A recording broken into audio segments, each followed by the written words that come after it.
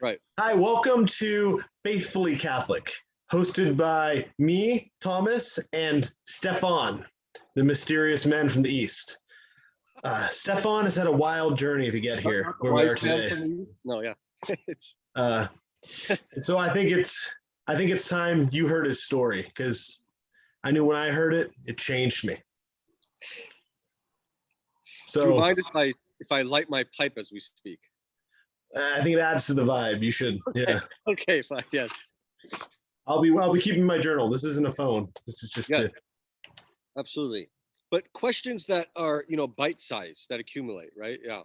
Okay, so you were born into a family that was non-practicing, I believe you said.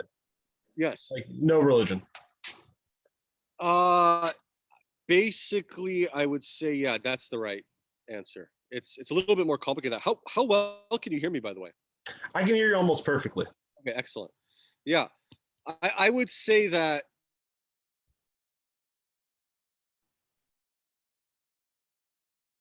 strong, generically anti-clerical, kind of anti-organized religion, vaguely secular, liberal mentality, but they were still mostly theists.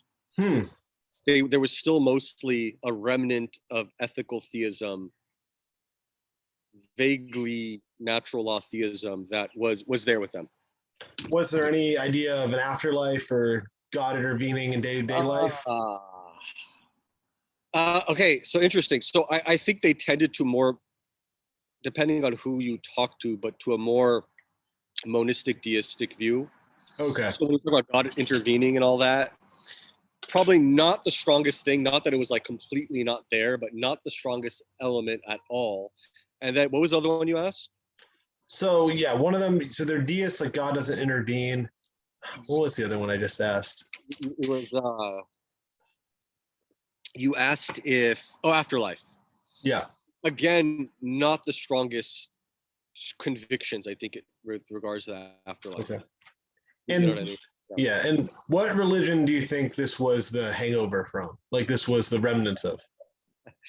So I think it was the hangovers, obviously, from a very Iranian Shia Islam that had certain vaguely Sufi, mystical, universalistic components to it. Okay. So, for example, they would not be so opposed to other religions. I think that would come somewhat from the Shia Islam, but especially the Shia Islam mesh with a vaguely kind of hippie, universalistic Sufi kind of point. Right. And do you think they became this vague deism when they came to the U.S., or was it in Iran too? Do you think this was their actual belief? I honestly think that this vague deism definitely came from coming to the U.S. I'm pretty certain about that. Like it's I can't be 100% certain because, as strange as this sounds, there was also Freemasonic influences lurking in the background because there were some members of my. So even personally with your family, some were Freemasons. Yeah, like my grandfather's generation. Okay. Like yeah, because they were some of my grandfather, not my grandfather directly, although he might have been influenced by some of these views. It's hard to know exactly what the origin of various views are, but I at least know two great uncles in my immediate family on my mother's side, which is the part I was closest to. Yes, they were Freemasons, and that started in Iran. Yeah. But so yeah. So that, but I think part of their education here in university led them to thinking that the Enlightenment was this very sort of great, grand, sort of advanced, sophisticated thing, and that the U.S. was influeed by this cutting edge thought, and that it was essentially deistic in nature, and that's what one should be, or something. And is this like they're coming over in the 60s during the Iranian Revolution, or wait, when is the Iranian? Yeah. The 70s, right? 70s. Yeah, exactly. Right. So yeah, that's right. That's interesting. They would think that the Enlightenment in the 60s would go uncommon, because a lot of Westerners would say the 60s were a rejection of the Enlightenment. Yes. No, I mean, but I don't know how much the 60s had to do with it. Okay. Yeah, no, they were here in the 70s, but I think they thought that American secular thought was the best, and that was connected to deism. Okay. Right. And so then, yeah, so 2 or 3 generations of that go by, and you're raised in this environment. Yeah, exactly. Yeah. What was that like? Were you escape? What did you say? In Orange County, which Orange County is like pretty Protestant evangelical in a way, or at least it was. At least it was. Yeah. So were you raised like watching Harry Potter and skateboarding and doing all the normal kid stuff any Christian in America would do, or? Pretty much 100%. Not so much Harry Potter. Okay. But all the secular. I guess Harry Potter's a little late for you. Right. No, I mean, of course, I saw some of that. I never really got too into the whole Harry Potter, but yeah, I mean, all the normal secular stuff, sports, video games, TV, everything, 100%. Yeah, that was a part of like just normal American life. Not so Christian though, right? Not so Christian. Yeah. So how old were you when your horizons started expanding past just the stuff a kid would enjoy? Like, when did you first start thinking about the big questions? I would say it happened around right towards the end of graduating from high school. That late? Okay. So around 17 or 18. Yeah. Before that, there wasn't. Before that, like, I would like my horizons were like bling bling. Like it was just, it was like the whole materialistic culture was like, that's what colored and shaped my dreams. Mm-hmm. So yeah, when it started expanding to something beyond, because that was what was being sold. Right? Yeah. That whole lifestyle of sort of materialistic splendor is what it's all about. And that's what one should strive after. Conspicuous consumption, all that seemed like to be the be all end all to many, many, many people around me. But it was around 17 or 18. It was around where basically, I don't know what happened. I just started, some people I started meeting and they influenced me to start reading. Anyone specifically that you met? Anyone specifically? Yeah. It was just, there was a couple people, like there was, some new friends that came into my circle. I came into theirs, and they listened to different music. They read books. Culturally, you could say it was a little more on a higher wavelength. So that kind of opened up a lot of doors. You know, what books were they inviting you to read? It was interesting. So there might have been a little dimension of sci-fi to it. So like, I don't know if you've heard of Robert Heinlein. I haven't. Who's he? He wrote a book called Stranger in a Strange Land, and I would call him kind of like a out of the box bohemian kind of a thinker. Yeah. So let me actually, as we're talking, go inside because I'm running out of battery. Okay. Continue asking your questions. Yeah. Yeah. So this is interesting. So it's this opening to sci-fi is what makes you really start questioning your situation you're in. So I mean, that was just the sci-fi was a very minor part of it. It was really what did it. I think that really pushed it was this introduction to philosophy book that I came across that was in a friend's room, and that exposed me to this thing called philosophy for the first time ever. What drew you to the book? Like, why did you decide to pick it up? That's an interesting question. I'm not 100% sure, honestly. The only thing I am sure about it is that there was. I don't know if this is kind of Platonic, I suppose you could say, what I'm about to say. So it's not entirely ridiculous sounding, but there was a girl that I was interested in that it was like her book that her father had given to her, and she had like notes in the book. So kind of, I think my interest in this particular girl made me interested in the book. So when other guys are reading Fault in Our Stars to try to get a girl's attention, you're reading philosophy? I guess you could say so. Yeah. No. And I thought it would give me like an insight into this particular female's mind, but there was some interest there also, I think. I don't know what it was exactly. There was some interest, yeah. And anyways, that little book that was Introduction to Philosophy was a roller coaster ride. It kind of just went from like Plato to like, I think it kind of ended with Schopenhauer possibly. Okay. It ended in a really kind of apocalyptic note. As someone who knows more about this stuff now, what bias would you say that book has? Is this book a Whig history of it? Is this like a Bertrand Russell, everything's getting more rational? No, yeah. Interesting. That was a peculiar book, I have to say, now that I think about it, because the bias it had was towards Nietzsche and Schopenhauer. The bias it had was that this kind of more existential humanist mode of philosophy, like it never mentioned any analytic thinkers. I didn't find out about analytic philosophy until like a long time later, you know? Yeah. So the bias it had was certainly that this more religious mode of philosophizing that you find in Nietzsche and Schopenhauer, religious meaning like kind of like Kierkegaard and Dostoevsky and these other guys, like they took like real life questions deadly seriously, kind of a thing. And so yeah, its bias I think was more towards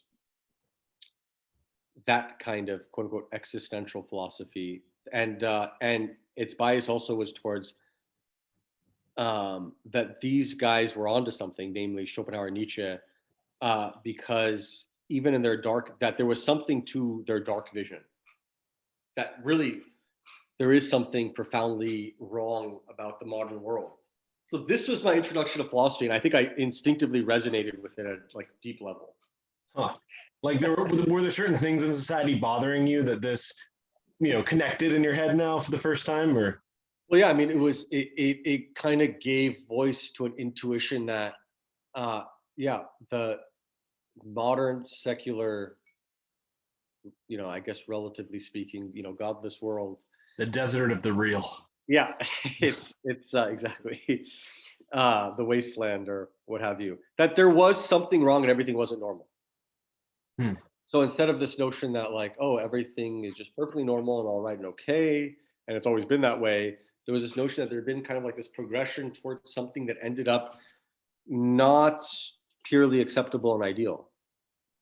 And that kind of goes against the narrative of progress in a way, doesn't it? Yeah, that goes against the Whig history, as they call it, where everything's going towards more rational ways of pursuing human happiness. Interestingly, it was not that for some reason, this book. Yeah. So after that, I started reading Nietzsche and Schopenhauer, and that was my sort of introduction to philosophy. It's a dangerous introduction. It's somehow, it is in a way, yeah, it is. And it is a dangerous introduction. That's right. And I don't know what you've seen, but it could lead people to some pretty bad places. Yeah. And so it led you to, I mean, you don't need to get too personal, but how long was this period of interest in philosophy / vague interest in these German nihilists? Or is nihilist the right word? I don't know. Yeah, you could. German nihilists, that's probably fine, yeah. Or idealists. They could be accurate. Yeah. But not that those two were, I mean, you could say Schopenhauer was an idealist, but yeah, certainly not Nietzsche, not in the conventional sense. But that interest honestly lasted probably till I became Catholic. Okay. Huh. Yeah. I mean, it was an enduring interest over a decade in Kant and Hegel and Nietzsche and Schopenhauer, other German romantics and idealists and philosophers, that it wasn't until You're putting Kant with Nietzsche here. That's interesting. Yeah. And it wasn't until this encounter with Augustine and Aquinas that there was like a turn away from idealism more to a realism, which I was more skeptical of a kind of. Okay, I think we got to back up for a second. Sure. You discover philosophy with Nietzsche and Schopenhauer. Absolutely. And you're still talking to your friends who are vaguely into this stuff, or more or less into this stuff, I should say. So my friends at the time weren't really into philosophy so much. They were more into what this immediately led me into, which was, as you know, Schopenhauer more than Nietzsche, but Nietzsche also to some extent, they talk about like not only ancient Greek philosophy, but Eastern religion philosophy. Okay. So like Alan Watts, is that the guy? Or? That was,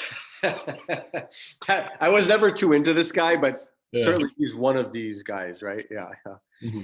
So it pretty soon all led into that. These Western importers of Eastern mysticism. Yes, exactly. There was a lot of them. There's a whole, so it pretty much led into a lot of that. And so there was this, like, for the ensuing decade or more, there was this interest in both Western and Eastern philosophy and, religion. Hmm. And this Eastern, at what point did you become a theist in this? Because did you become? Yeah. I guess, did you become a theist while being in this vaguely Eastern sense, or? I think, yes, that's right. So I think at some point, so in the beginning, I think I kind of became a Nietzschean, and obviously I was not a theist then. I was actually, like, pretty rabidly anti-Christian. Would a Nietzschean be materialist, or is it something different? It's kind of, I would, like, a Nietzschean would be, or at least were you materialist at that point? Atoms are all we are, I don't know if I would have gone that far. I don't even think Nietzsche goes that far. I think he actually criticizes that position. Yeah. I think Nietzsche does be a little more. He's vaguely spiritual still in some ways. Yeah. Yes, I would just put it that way. I was vaguely spiritual. It engendered in me a vaguely spiritual direction. And was there a certain point where you realized this spirituality is somehow pointing at one creator God, or when do you reach that point? I think once I think theism came onto the scene. The belief in God came onto the scene, or at least beginning to entertain the belief in God, let's put it that way, before it really became more of a firm and settled conviction that could sort of persevere through resistance and criticism. I think when I started studying Hinduism, fairly soon after, through Schopenhauer's influence, I started studying Buddhism and Hinduism, and through this encounter with Hinduism, and it might have been like a modern Western mediated form of Hinduism, was it like a Brahmin universalism, or was it polytheism truly? Brahmin universalism, yeah. Okay. No, not polytheism. Yeah. It was, it was even, I would put it that way. It didn't become more specified until later on. What was it like to make that jump from being functionally an atheist to having a theism be part of your even considerations? I think it was fairly natural. It wasn't that dramatic. I think it was a fairly unnoticeable and seamless transition. Yeah. Interesting. Yeah. And then, of course, when you're reading Plato and other thinkers, you see that you're in a big club, like a pretty good club of people who are vaguely theist in some sense or another. Yeah. And I didn't get pushback from it at the time. Okay. Yeah. And we didn't have, I think, the new atheists in this crowd at that point. Okay. Yeah. At least they weren't as big and popular as they became for a while. Yeah. So it wasn't,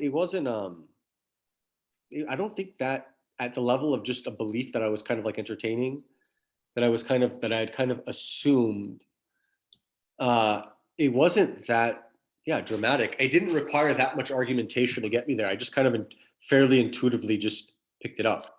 Interesting. And what would you have felt about, Christianity or Judaism at the time? That's a good question. It would have probably been, to be perfectly frank and honest, and I think it's there in the background of the culture. Like, I think it was pretty negative. It was pretty negative. You might have been like, okay, there were some cool Christian mystics. like Saint John of the Cross, or like I guess Saint Simeon the New Theologian, or what have you, or Meister Eckhart, right? There's these like popular mystics. Yeah. There's like some cool Christian mystics, and like they're obviously presented in a way that's kind of appropriated out of their full actual context, their full integral context. But like you'd be like, those guys are cool, but they're part of like this like family of universal mystics. Yeah. But when it came to like, I think there was a lot of profound negativity and resistance. So at this point, are you trying to practice Hinduism too, or you're just starting to accept the tenets? There was a developing interest in seeking and practicing and exploring and just seeing what's actually out there, kind of scoping out the scene, which was not just purely theoretical. I always had a practical bent to me that was experimental. That I would take on different practices of meditation and prayer and so on. And so no, it wasn't just an intellectual thing. Are there any really dramatic moments of that stick out to you from when you tried to practice pre-Christian religion?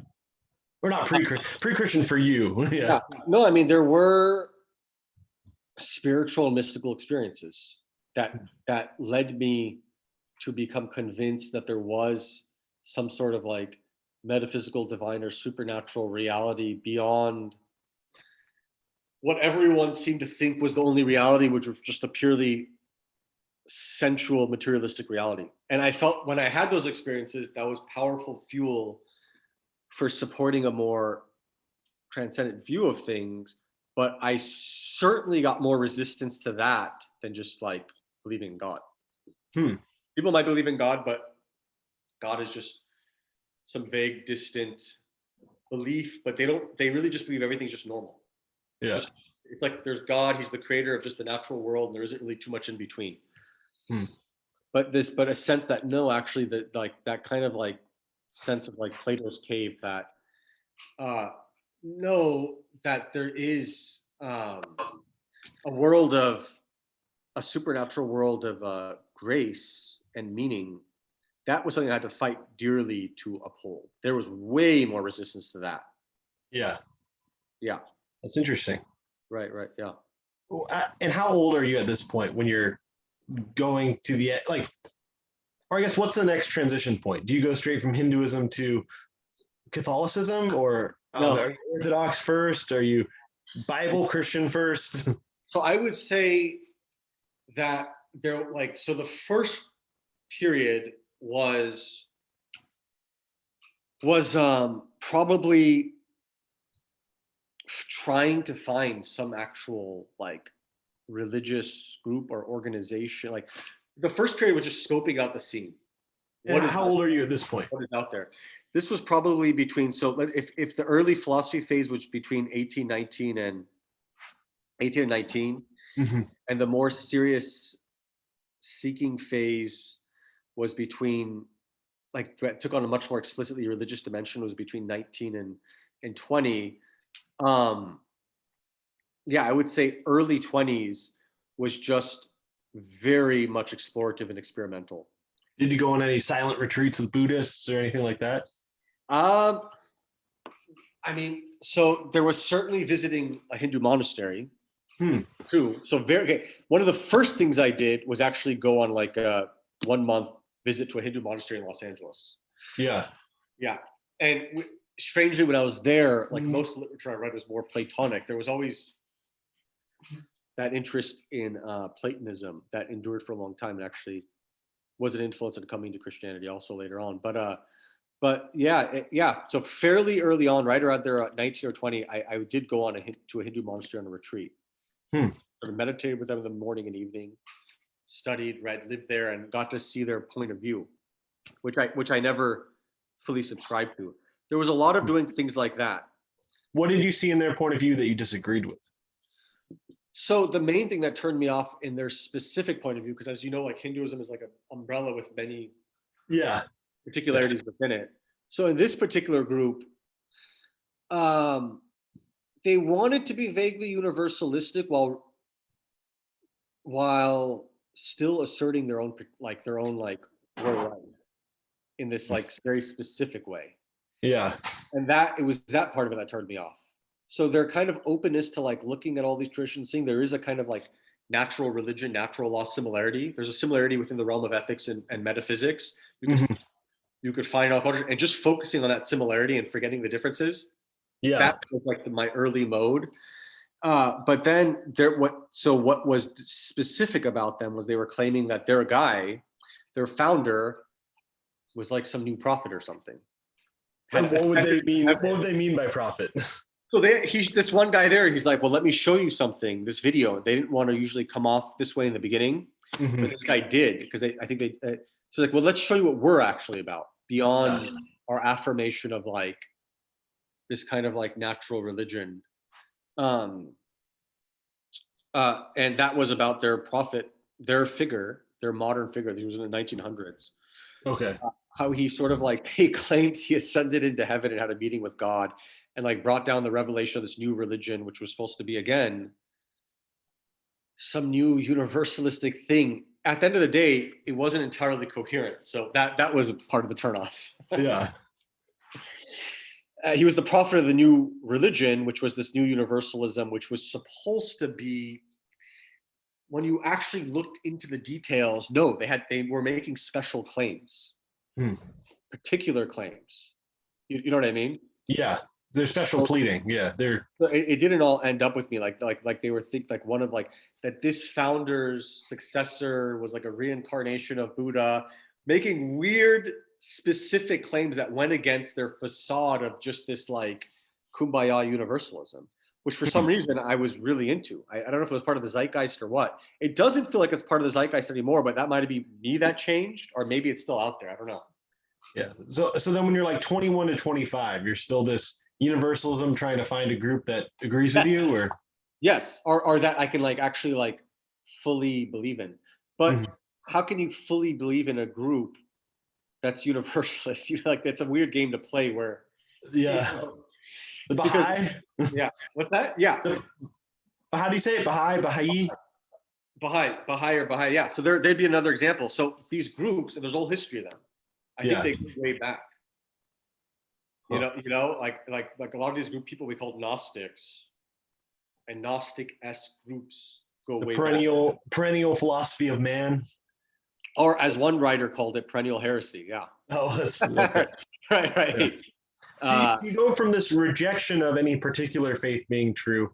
At what point do you start? At what point does this change? You're not in this kumbaya. Everyone's right. That's a good question. Realizing that it wasn't actually intellectually consistent, it just ignored the differences as if those differences were the least significant parts that, and say more about that. That's interesting. Yeah. So I think there was like 2 or 3 parts of how this change occurred. One was seeing that no, all these groups that claim this universalism have their special claims that don't all add up. Actually, there's an incongruency and inconsistency. So the total narrative, the kind of meta narrative of these groups, doesn't hold together. Does that sort of make sense? Yeah. Was there any specific one that stood out to you and your own journey of going through it? Yeah, I would say where it really started to fall apart was realizing that I tried to take Buddhism really seriously. Why? Because it's like because it's most part of it seems to fit in with our zeitgeist, or at least whatever's left of our zeitgeist. I don't even know what our zeitgeist is anymore. No. Yeah. I don't know if that's objective or subjective, but it used to be that our zeitgeist kind of, like, let's take Samuel Harris, for example. Samuel Harris? He takes Buddhism kind of seriously, right? He thinks there's a lot to learn about the way Buddhists treat reality and meditation. Yes. And he wouldn't make the religious jumps. Yeah, but why does he seem to want to grant like others more to Buddhism than other religions? Because there's this claim that Buddhism, it doesn't actually hold up particularly well at all for various reasons. But they're like, okay, they're trying to be, at least we could attempt to represent them up to a certain point as trying to be kind of like rational and empirical and in an non-theistic way. So it's a religion without revelation. Religion without. I think they do kind of have it though, right? Like, yeah, this image they give is a total oversimplification. For many reasons. They're like, I think they can be very irrational, and they certainly do have all sorts of the normal features of religion. With this notion that there's just this like enlightenment philosophy or something is wrong. Everyone has dogma, just only Catholics admit it. Right. So that's Chesterton. Yeah, I know. Yeah. So, I mean, basically, I was trying to take Buddhism seriously. And I tried to take Buddhism seriously for a long time. And then when you try to do that, you see there's many different schools and sects, not just Theravada, Mahayana, Vajrayana, but within those three major divisions, there's all these different schools and sects. There's, for example, something called like this, something that might fit in with what's called the Lotus Sutra school. Okay. So how I would describe that is that in Mahayana Buddhism, they have their own canon. Okay. Canon mean like set of books? Yes. And it was translated from Sanskrit into Chinese by Kumarajiva, I believe, was his name. And that's different than the Theravada canon. It's different than the Vajrayana Tibetan Buddhist canon. Tibetan Buddhist canon, I believe, is the largest. Mahayana canon is the second largest. What is probably the most orthodox canon, quote unquote, is the Theravada. Now, the Mahayana canon would be kind of like, imagine if, how would we describe this? It's like, okay, so imagine if there was a church, like let's say the Church of the East, and they decided we're going to include in the canon like all these like apocryphal Gnostic like texts, like the Gospel of Thomas, and we're just going to include everything. The Ethiopian church includes what is the one they include? They include the Enoch. Yeah, right? Enoch. Yeah. So that's putting it kind of lightly. Imagine if you just included everything. Okay. So that's my. Imagine if Enoch was the most normal one they included. Yes. Yeah. And then what's weird about this is, like I'm telling you, that Buddhism is completely misrepresented, and as well as Catholicism. So you were learning Buddhism at this point, and the fact they all have different canons that make different claims bothered you a lot? Not only that, the Mahayana canon has like texts in there that like deny and reject all the other texts.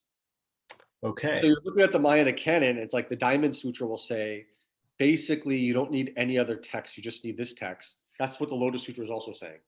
Huh. So there'll be like a school of Zen Buddhism that might base itself around like the Diamond Sutra text and just kind of be like, well, this is like the text to end all text, kind of like the acid text. And eventually you don't need any text. And you just need like direct enlightenment or something. And the Lotus Sutra text is like saying like, this is like the final revelation. And this is like, all these other texts don't really have the true message. There was like a provisional and a definitive message. We have the definitive message. The provisional message was to help prepare for the definitive one. And so these were these two stages in the teachings of life of the Buddha. And we have this definitive one. And even within there's different schools. And then so within there's this school that says, well, this is like the new Nichiren is like the prophet of the Lotus Sutra for the new age, the latter age of the law. And so you need to follow this specific school, the Lotus Sutra. And how was your process moving through these sects? Or were you more on the outside like, oh, that one seems weird, let me try this one?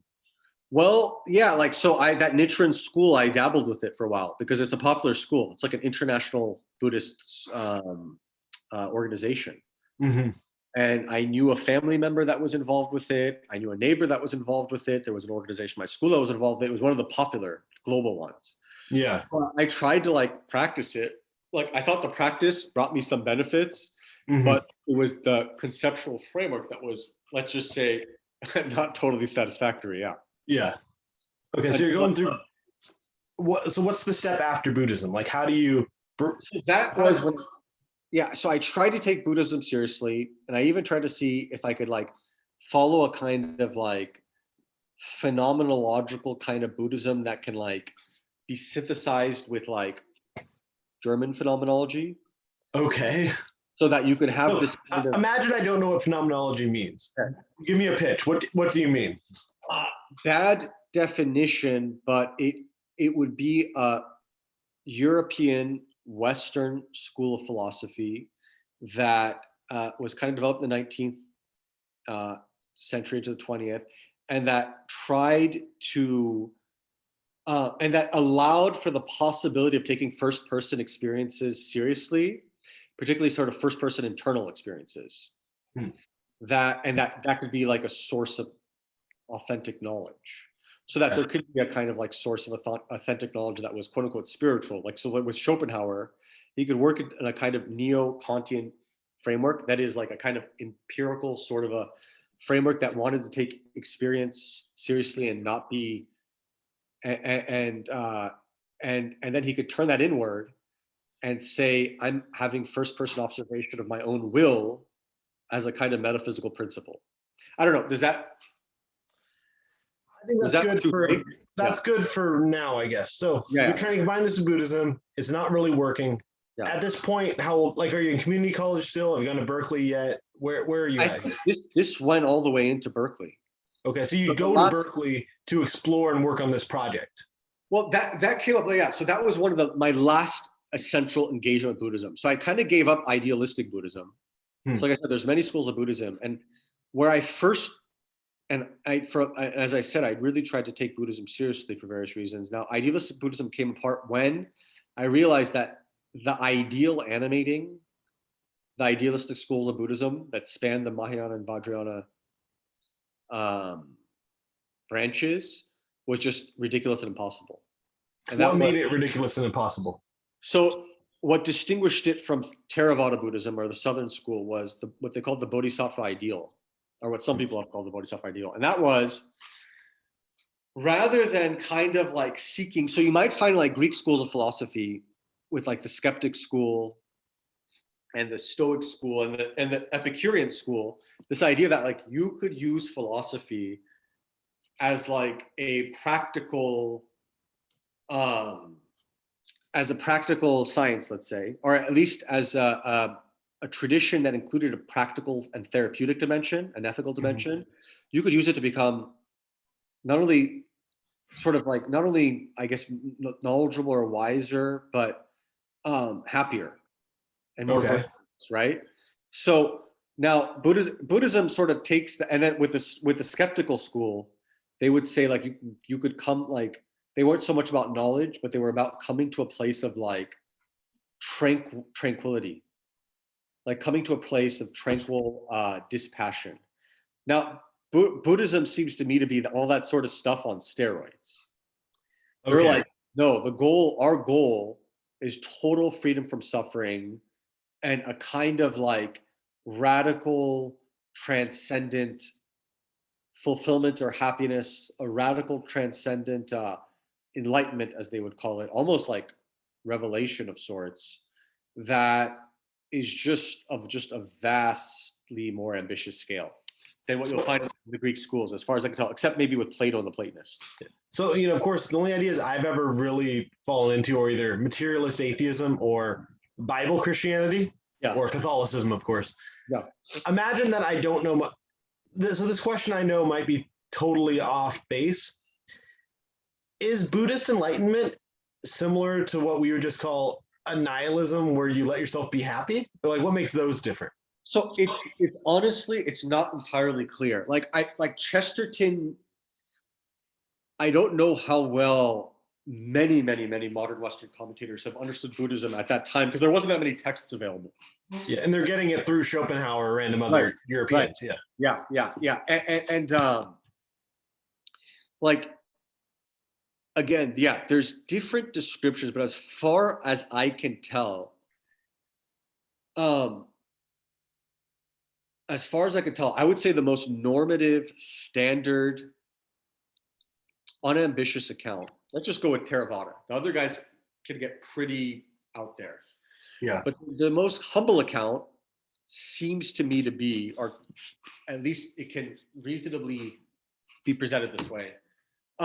It's basically what you're trying to do is you're trying to the ultimate goal is to like transcend the mind and body, so that you can enter a kind of like transcendent perfection of happiness that's beyond the limitations of like personal existence conditioned by like a finite mind and body. There's this seeking of transcendent freedom. Our meeting here is about to end. So I'm going to cut you off, and we're going to probably make a second meeting and a second video and probably in 2 minutes, just because you got the ball rolling here and I want to hear more. The last question for this video. So this is going to wrap up, I guess, the Buddhist part.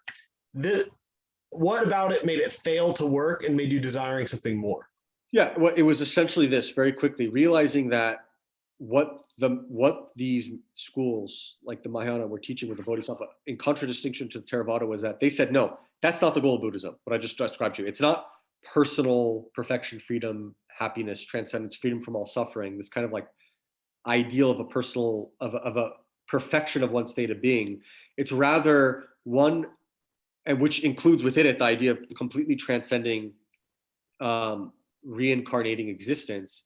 These other schools said, no, that's ignoble. The noble, unselfish, sublimer ideal is one should, and it sounds grandiose, but this was their view, that you should renounce personal enlightenment, any kind of personal nirvana or paradise, and seek rather to reincarnate endlessly, to make a vow to reincarnate for all eternity, to become this kind of like messianic figure that tries to redeem everyone else from suffering, from their personal enlightenment. And then once I realized how absurd that is. Well, that's what Buddha did, right? He eternally became the eternal Messiah that. Well, I mean, he isn't all these people reincarnations of the Buddha all the time, or. Okay, yeah. So some people make this claim: Christ was the Buddha, this and that. Yeah. So everyone apparently is, and they're always teaching different things, and so you could see how the narrative could start to fall apart based on some of the things I just said. And it left your heart wanting more then. Yes, and it also made me realize that like I had to take a more serious view when I need to call a spade a spade. If I consider the Bodhisattva Ideal ridiculous, reincarnating eternally, if I say like, wait a second, like why would I want to promote a view that tells people the goal of life is that everyone eternally reincarnates to inspire everyone to eternally, like it just, I had to take a stance against it. And in the name of, and then like, so being able finally to say no, something, there's truth, there's falsehood, there's right and there's wrong, there's intellectual consistency and congruity and absurdity and error, inconsistency. Like it was just becoming eventually more serious about truth, I think was an important aspect to it. Okay. Well, next video, we're gonna learn where you've looked for this truth and where hopefully you finally found it. Yes. And that'll probably air in another couple days, and we're gonna record it right now. So let's go. Sounds good. Let's do it.